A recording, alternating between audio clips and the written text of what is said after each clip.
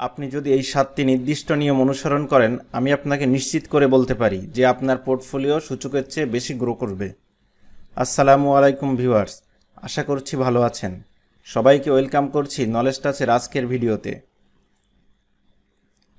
এই চার্টটি দেখুন। এখানে দেখতে পাচ্ছেন ভারতের বিখ্যাত ইনভেস্টর রামদেব আগরওয়ালের পুরো স্টক মার্কেট যাত্রা। এখানে যা দেখবেন তা খুবই তাৎপর্যপূর্ণ। 3টি সময়ে তার পোর্টফোলিও 50% বা তার বেশি লসে ছিল। এখানে একটি খুব গুরুত্বপূর্ণ শিক্ষা আছে। আপনি দেখতে পাচ্ছেন যে 1992-93 সালের সংকটের সময় তার স্টক পোর্টফোলিও 66% কমে গিয়েছিল। এখানে 2000 সালের সংকট, যখন .com বাবল বাস্ট হয়েছিল, তার পোর্টফোলিও প্রায় 70% কমে গিয়েছিল। তারপর 2008 সালের ক্রাইসিস আসে, তার পোর্টফোলিও 50% কমে যায়, কিন্তু শেষ পর্যন্ত তিনি ভালো লাভই পেয়েছেন। 1993 থেকে 2017 পর্যন্ত 24 বছরে ভারতের মার্কেট বাড়ছে বছরে প্রায় 12% হারে, কিন্তু তার পোর্টফোলিও বেড়েছে 22% প্লাস হারে। এখানে আমরা ইন্ডিভিজুয়াল স্টকের কথা বলছি না, আমরা ভারতের অন্যতম বিখ্যাত একজন ইনভেস্টরের পোর্টফোলিও নিয়ে কথা বলছি। তাহলে এখানে শিক্ষণীয় ব্যাপারটি কি? বেশ সহজ। আমরা সাধারণ রিটেইল ইনভেস্টররা সবাই ওয়ারেন বাফেট, রাকেশ ঝুনঝুনওয়ালা, রামদেব আগরওয়াল হতে চাই, কিন্তু আমাদের অস্থিরতা সামলানোর ধৈর্য বা সাহস নেই। এটি স্টক মার্কেটের একটি খুবই মৌলিক বিষয়, যেটি আমরা সবসময় মিস করি।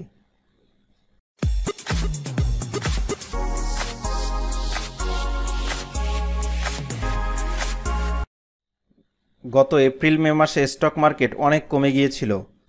অনেক ইনভেস্টরকে আতঙ্কিত হয়ে বলতে শুনি, এখন কি আমার সব স্টক বিক্রি করা উচিত? পরে কি আবার প্রবেশ করা উচিত? ভিডিওটি শেষ পর্যন্ত দেখুন। আমি 7টি খুব সহজ পয়েন্টে পুরো গল্পটি ব্যাখ্যা করব। যদি আপনি এই 7টি সহজ পয়েন্ট অনুসরণ করেন, আপনি পোর্টফোলিওতে মার্কেটের সূচকের চেয়ে ভালো রিটার্ন নিতে পারবেন। যদি আপনি এই চ্যানেলের নতুন দর্শক হয়ে থাকেন এবং কন্টেন্টটিকে কাজের মনে হয়, তাহলে লাইক বাটনটি প্রেস করুন এবং চ্যানেলটি সাবস্ক্রাইব করে দিন।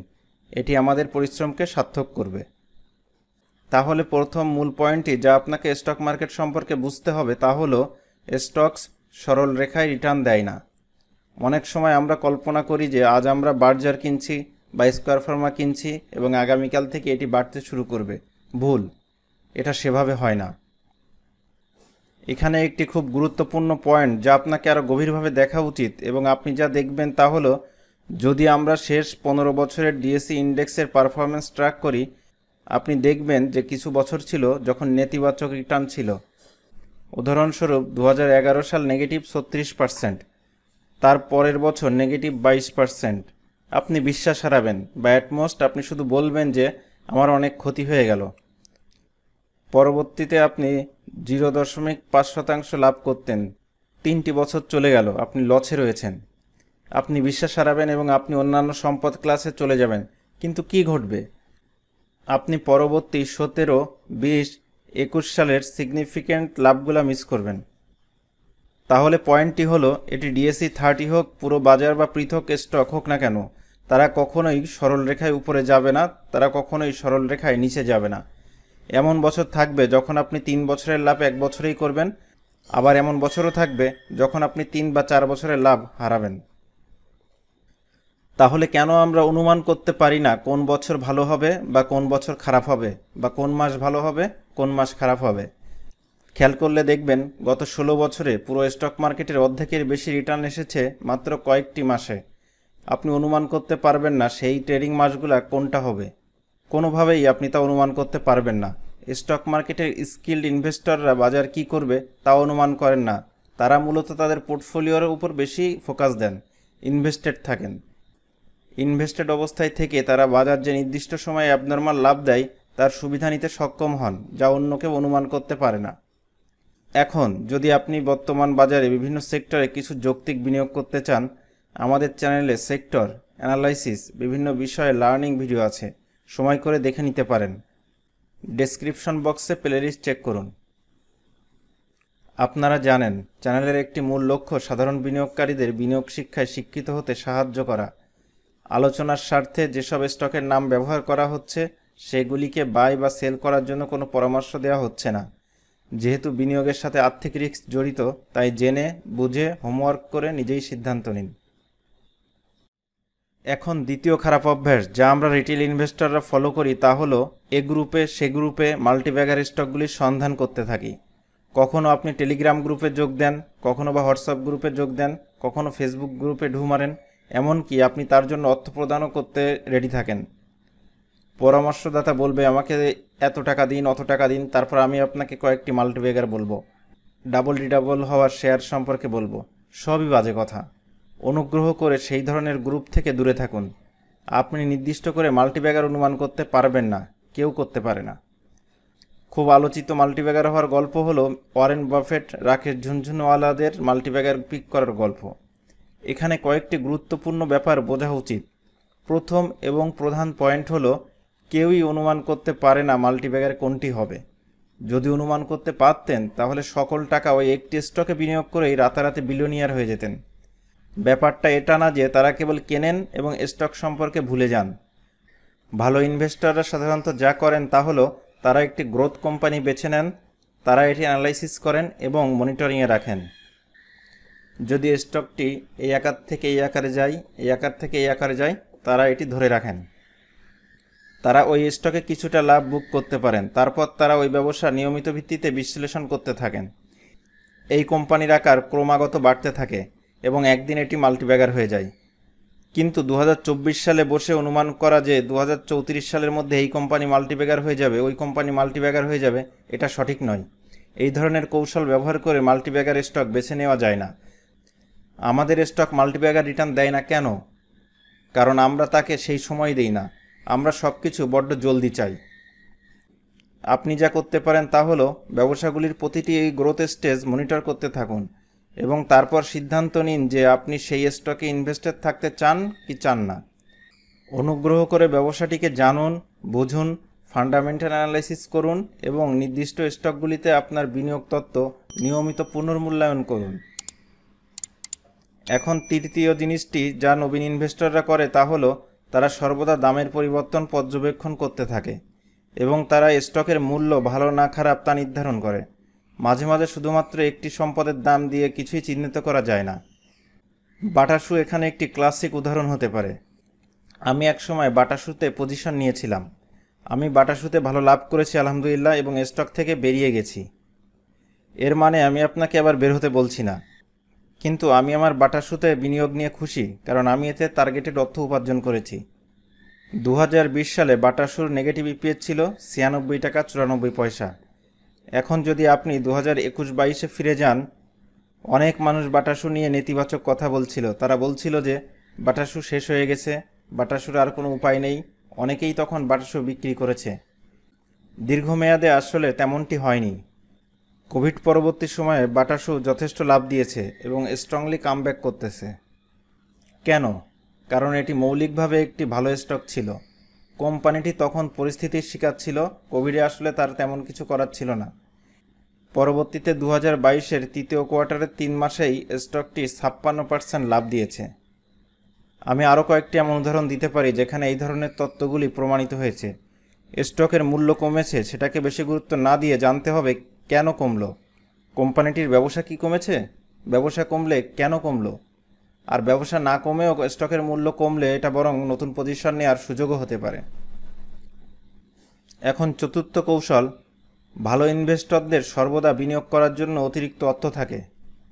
উদাহরণস্বরূপ ওয়ারেন বাফেট, রামদেও আগরওয়াল, রাকেশ ঝুনঝুনওয়ালা প্রভৃতি বড় ইনভেস্টরদের নাম জানেন। তারা সবাই উদ্যোক্তা। রামদেও আগরওয়াল একজন স্টক মার্কেট ইনভেস্টর, কিন্তু তিনি একটি মিউচুয়াল ফান্ড হাউস পরিচালনা করেন। তার বিনিয়োগ করার জন্য অর্থ আছে। ব্যবসা থেকে যে অর্থ উপার্জন করছেন তা স্টক মার্কেটে বিনিয়োগ করেন। ওয়ারেন বাফেটের ক্ষেত্রেও একই কথা প্রযোজ্য। তিনি অনেক কোম্পানির বিনিয়োগ পোর্টফোলিও পরিচালনা করেন। তিনি অর্থ ব্যবহার করে একটি নিয়ন্ত্রণমূলক অংশ নেন এবং সেই কোম্পানিটিকে নিয়ন্ত্রণ করেন তার বোর্ডে বসে। এখানে আমি যে পয়েন্টটি বলতে চেষ্টা করছি তা বেশ সহজ। এই সমস্ত বিখ্যাত ইনভেস্টরদের তাদের স্টক মার্কেটে বিনিয়োগ করার জন্য কোনো সাপোর্টিভ উৎস থাকে। আমার চ্যানেলের একটি মূল লক্ষ্য হলো আপনাকে একাধিক আয়ের উৎস তৈরি করতে উদ্বুদ্ধ করা। আপনিও একাধিক আয়ের উৎস তৈরি করার চেষ্টা করুন। নতুন আইডিয়া নিয়ে পরীক্ষা করুন। ব্যবসা তৈরি করার পদ্ধতি শিখুন। কিংবদন্তি ইনভেস্টররা সাধারণত সম্পূর্ণভাবে শেয়ার মার্কেটের উপর নির্ভর করেন না। ভালো ইনভেস্টরদের পঞ্চম বৈশিষ্ট্য হলো তারা তাদের ভুল স্বীকার করে এবং দ্রুত পরিবর্তন করে। কিংবদন্তি ইনভেস্টররা যেমন ওয়ারেন বাফেটও এমন। যদি তিনি কোনো বিষয়ে ভুল করেন তিনি সেটি প্রকাশ্যে স্বীকার করেন। তিনি 2020 সালের শেষের দিকে প্রচুর ক্যাশ ধরে রেখেছিলেন এবং শেয়ার বাজারে বিনিয়োগ না করে পর্যবেক্ষণ করছিলেন। তখন শেয়ার বাজার ভালো রিটার্ন দিচ্ছিল। তিনি অতিরিক্ত যে অর্থ আনছিলেন সেটা শেয়ার বাজারে বিনিয়োগ না করার সিদ্ধান্ত নিয়েছিলেন, কারণ তিনি মনে করছিলেন বাজার অতি মূল্যায়িত।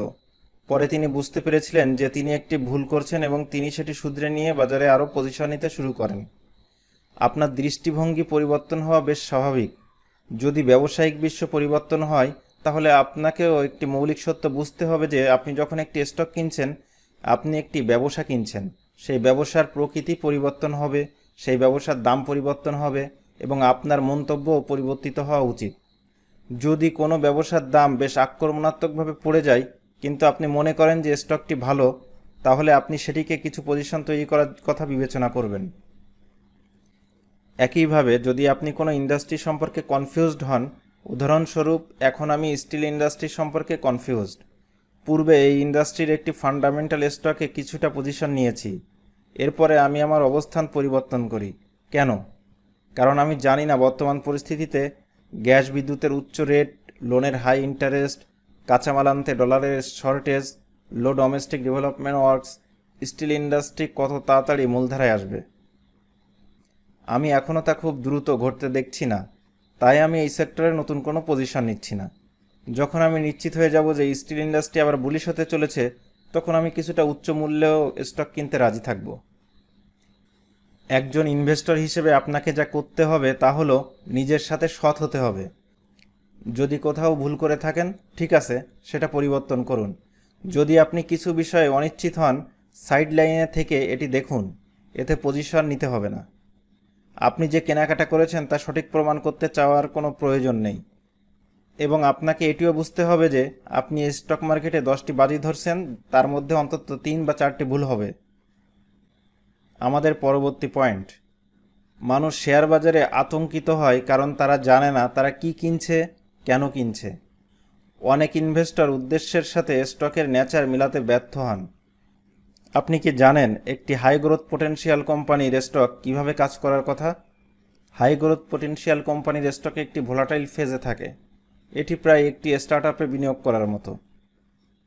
এখন যদি আপনি এই মৌলিক সত্যগুলো না জানেন যে আপনি যখন একটি স্টার্টআপে বা একটি অত্যন্ত হাই গ্রোথ পোটেনশিয়াল কোম্পানির স্টকে বিনিয়োগ করছেন, এটি উত্থান পতন দেখাবে।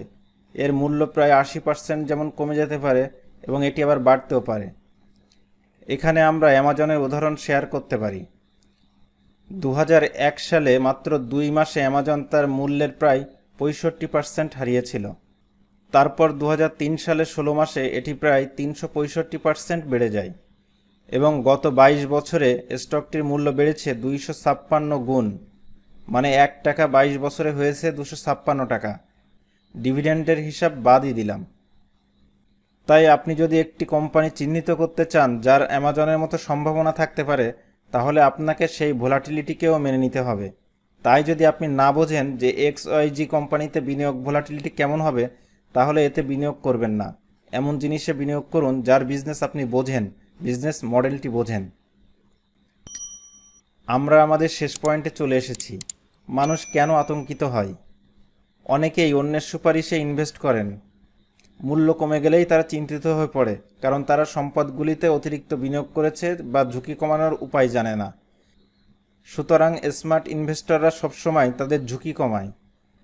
অনেকে ফিউচার্স এবং অপশন মার্কেট ব্যবহার করে হেজিং করেন। আমাদের দেশে ফিউচার্স এবং অপশন মার্কেট এখনও তৈরি হয়নি, তাই আমি সে বিষয়ে যাচ্ছি না। কিন্তু মূল হেজিং কৌশলটি বোঝার জন্য কেবল এতটুকু মনে রাখুন, আপনি যখন একটি অ্যাগ্রেসিভ বা গ্রোথ স্টকে 1 টাকা বিনিয়োগ করছেন যেটা হাইলি ভোলাটাইল, তখন 2 টাকা সেফ বা ডিফেন্সিভ স্টকে বিনিয়োগ করুন, যেমন Marico, Unilever, GP, square Pharma ইত্যাদি। এটি একটি সহজ হেজিং কৌশল যা আপনি একজন রিটেল ইনভেস্টর হিসেবে মেনে চলতে পারেন। হেজিংয়ের আরও নানান কৌশল বিদ্যমান। যখন আপনার হেজিং কৌশলটি কার্যকর থাকবে এবং আপনি কোনো একক স্টকে অতিরিক্ত বিনিয়োগ করবেন না। অতিরিক্ত বিনিয়োগ মানে আপনি 100 টাকা বিনিয়োগ করার আছে, কিন্তু আপনি সমস্ত অর্থ একক কোম্পানিতে বিনিয়োগ করছেন। তাই অনুগ্রহ করে আপনার বিনিয়োগের অর্থ ডাইভার্সিফাই করুন। আপনার পোর্টফোলিওর সাইজ এবং ঝুঁকি গ্রহণের ক্ষমতা অনুযায়ী উপযুক্ত সংখ্যক কোম্পানিতে বিনিয়োগ করুন। আজকের আলোচনা থেকে আমরা এই 7টি পয়েন্ট পেয়েছি। 1. স্টক সরলরেখায় চলে না, কখনো আপ হয় কখনো ডাউন হয়, তাই বিনিয়োগে লেগে থাকতে হবে। 2. মাল্টিব্যাগার স্টক না খুঁজে দীর্ঘ সময় ধরে গ্রোথ স্টকে ইনভেস্টেড থাকতে হবে। 3. দামের পরিবর্তনকে কম গুরুত্ব দিয়ে কোম্পানির বিজনেসে কি পরিবর্তন হচ্ছে সেটাতে বেশি গুরুত্ব দিতে হবে। 4. স্টক মার্কেটে বিনিয়োগের জন্য ফান্ডের অল্টারনেটিভ সোর্স থাকা উত্তম। 5. কোনো সিদ্ধান্ত ভুল হলে সেটা মেনে নিয়ে দ্রুত পরিবর্তন করতে হবে। 6. কোনো স্টক কেনার পূর্বে অবশ্যই লজিক্যাল কারণ থাকতে হবে। 7. ফান্ডের সাইজ অনুযায়ী স্টক সংখ্যা নির্ণয় করতে হবে এবং পোর্টফোলিওতে রিস্ক ম্যানেজমেন্ট করা জানতে হবে। যদি আপনি এই 7টি নিয়ম অনুসরণ করেন, আমি আপনাকে নিশ্চিত করে বলতে পারি আপনি ইন্ডেক্সকে বিট করে বেশি অর্থ উপার্জন করবেন। আশা করি ভিডিওটি আপনি উপভোগ করেছেন। আপনার যে কোনো মতামত কমেন্টে জানিয়ে দিন। শীঘ্রই হাজির হব নতুন ভিডিও নিয়ে। সেই পর্যন্ত ভালো থাকুন। ধন্যবাদ।